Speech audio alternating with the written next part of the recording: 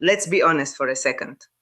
If you're sitting across from someone you really like and you're staring at her mouth, waiting for that movie style lip bite, you've already lost the moment. We've been conditioned by decades of cinema to look for the pose. But as a relationship coach, I'm here to tell you that the lip bite is one of the most misunderstood signals in human history. Most of the time, it's not an invitation, it's a pacifying behavior. In psychology, we call these self-soothing adapters. When someone is nervous, overstimulated, or even just thinking hard, they bite their lip to stimulate the nerve endings there. It's a way to ground themselves. If you lean in while she's doing that, you're not being romantic. You're being a predator to her anxiety. I'm Perpetual, and today we're going deeper. We're looking at the ocular oral shift and the vagus nerve activation. These are biological truths she can't fake. The first real sign isn't a gesture. It's a scanning pattern.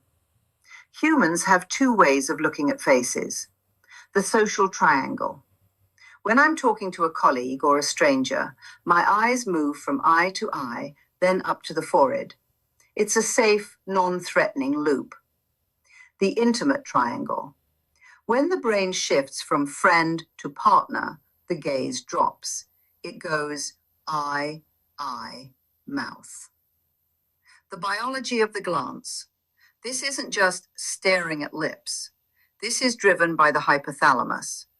When you're attracted to someone, your brain begins a subconscious assessment of physical compatibility. It's literally priming the motor cortex for a kiss before the conscious mind even knows it wants one. Example. I once had a client who was convinced a girl didn't like him because she was too quiet. I told him to watch her eyes during the silences. He realized that every time they stopped talking, her eyes would dip to his mouth for a split second and then dart back up. That's the green light. She was simulating the contact in her mind. Now, let's talk about the body, specifically the vagus nerve. This is the queen of the parasympathetic nervous system.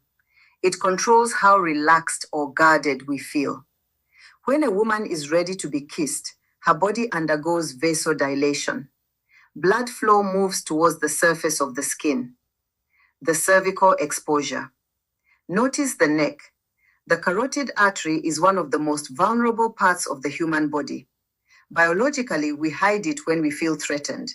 But when the vagus nerve is activated by attraction, the head tilts, the shoulders drop. She is literally offering you access to her pulse points. The proximity creep. If she is leaning her torso towards you, not just her head, but her core, while keeping her hands open and relaxed, that's the safety signal. Look, I know what you're thinking. Perpetual, what if she's just comfortable? Comfort is the prerequisite for attraction. You cannot have the second without the first. If she's stiff and biting her lip, back off. If she's heavy in her seat and tilting her head, the door is open. So, how do you use this without making it awkward?